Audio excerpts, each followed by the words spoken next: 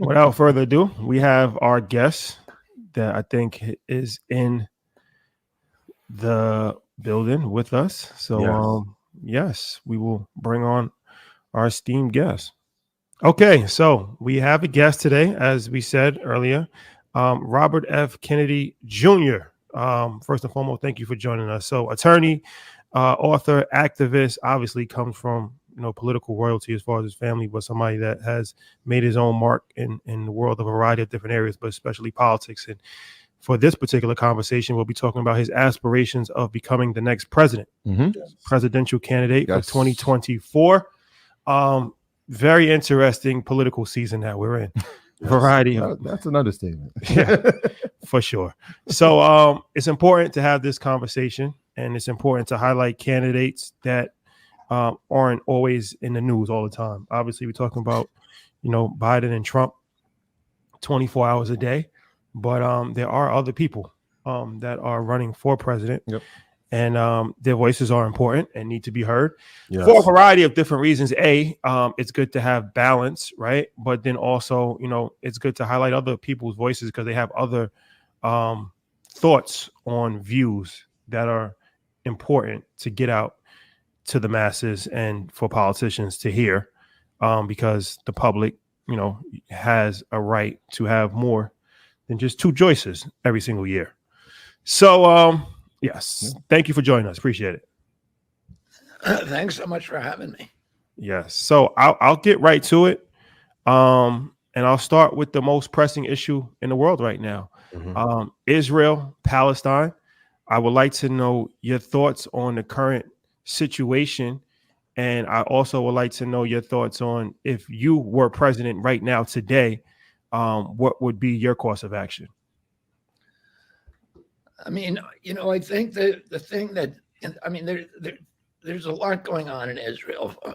I think the major preoccupations that, all of us have right now is trying to end the carnage, particularly as it applies to innocent children. Half the people in Gaza are under 18, and Hamas, has a policy of using civilian shields and stopping the movement of people of Gaza away from the bombing Israel. I know the IDF made a presentation this week to President Herzog in the Knesset, showing that they had sent out over 6 million emails or text messages to people warning them whenever they're bombing. They made 2.5 million robocalls to families to warn them to move out of areas they intended to bomb, and that had and distributed, I think, 2 million Arab language pamphlets warning people that when people try to move, they're shot by Hamas snipers. The north-south corridor has been closed, and that makes that a very, very dangerous theater of operations to be a civilian in. The Hamas leadership has not built bomb shelters for the people of Gaza. They've built 300 miles of tunnels to hide themselves, their families, and their fighters, but not for civilians. And the other issue that keeps me awake at night is the expansion into a regional war, and that would bring in Hezbollah, and then Lebanon, and perhaps Syria, and even Turkey.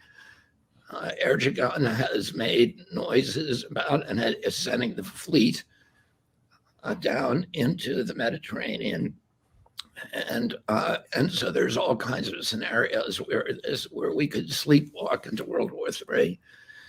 And so my objectives would be to make sure to try to make sure that if there, to the extent there's an escalation, that it's a staged escalation that can be easily staged back, and to keep the war from expanding. So just a quick follow up on that.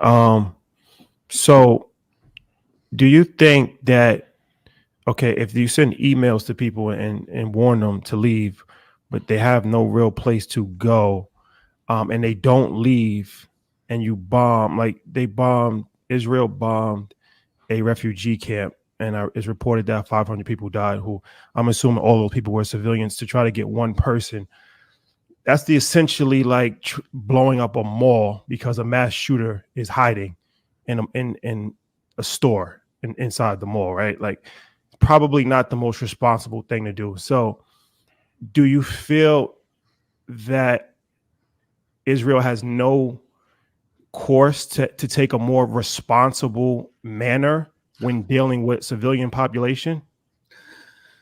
Well, first of all, the Biden administration and many other responsible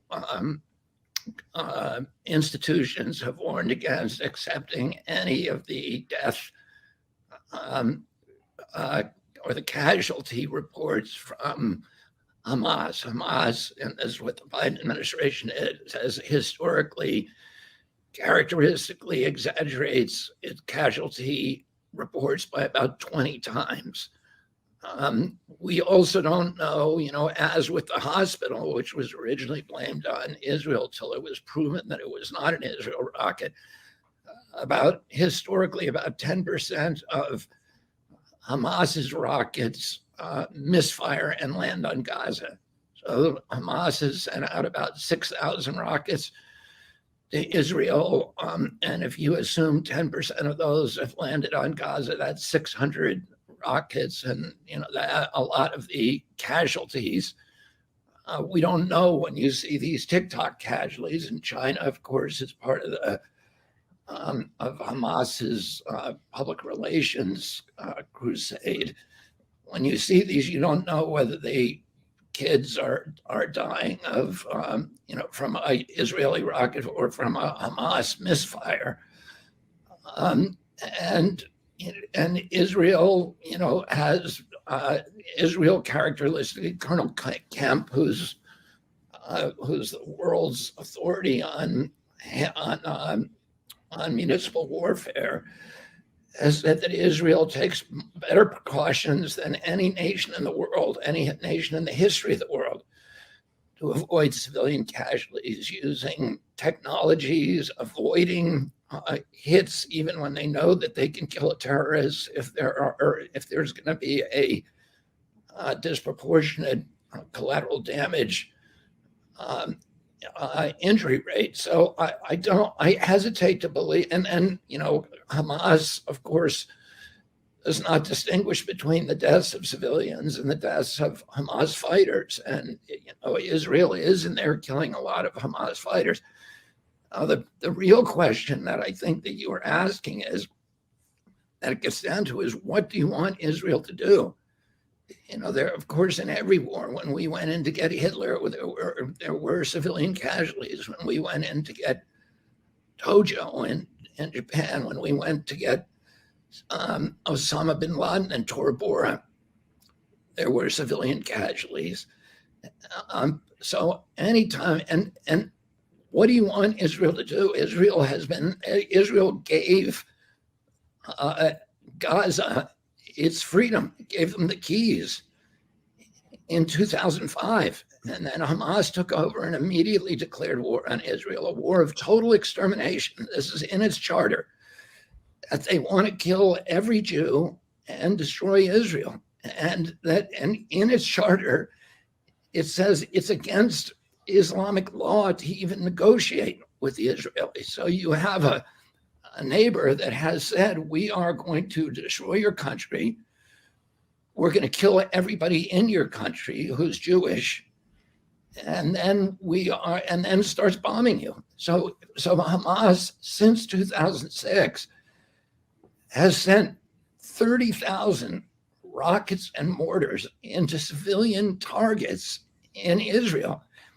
You consider, and then it sends a force into Israel to murder civilians the most grisly way, baking a baby in an oven alive, nailing families to the walls and then burning them alive, killing 280 people, teenagers at a music concert. And, the worst slaughter since the Holocaust, it's proportionally about what, I think 30 times what, 9/11 proportionate to population. There are 9 million people in Israel. It's 16 times the Pearl Harbor attack that sent us into World War II.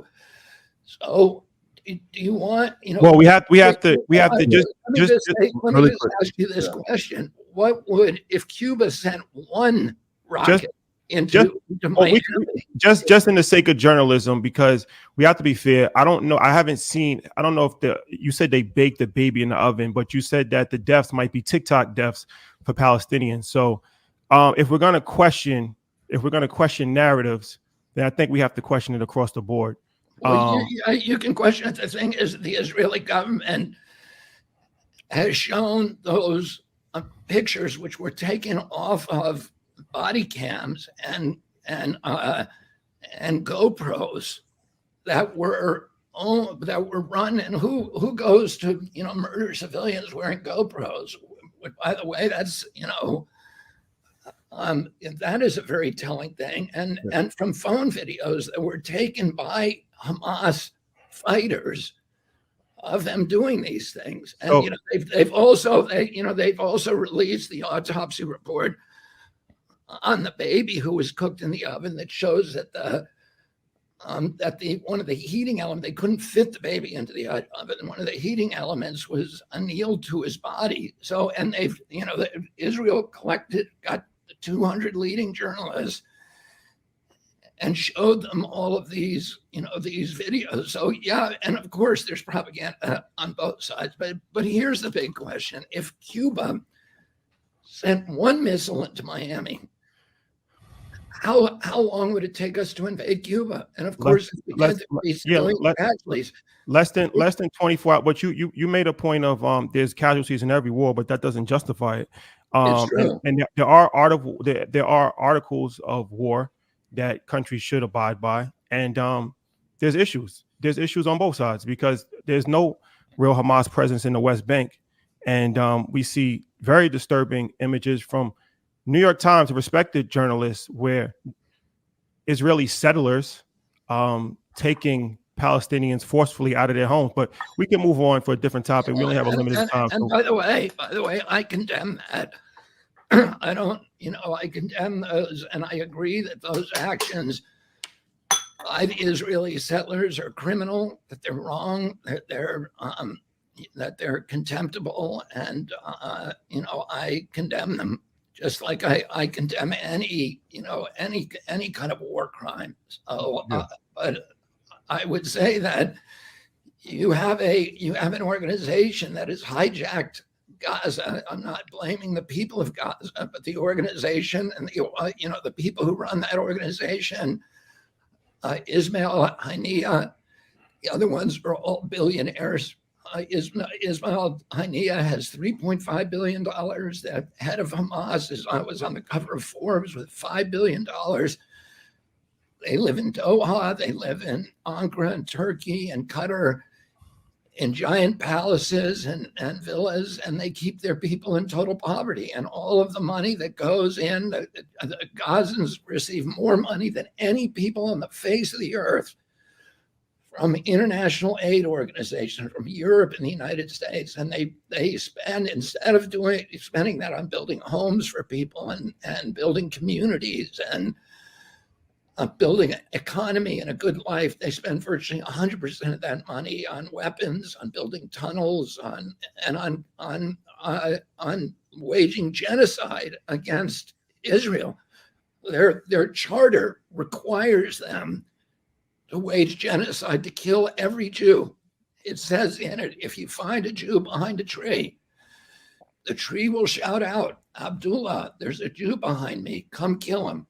And that's in their charter. that all the Jews must be extinguished. So if you're living next door to a neighbor, there's no country in the world that would allow a neighbor to bombard them with 30,000 rockets to hit civilian populations and not go in and redress that. Yeah. I don't, you know, I Question think for you. asking Israel to do Just that a quick is question, asking them and to do because something you wouldn't ask anybody else to do.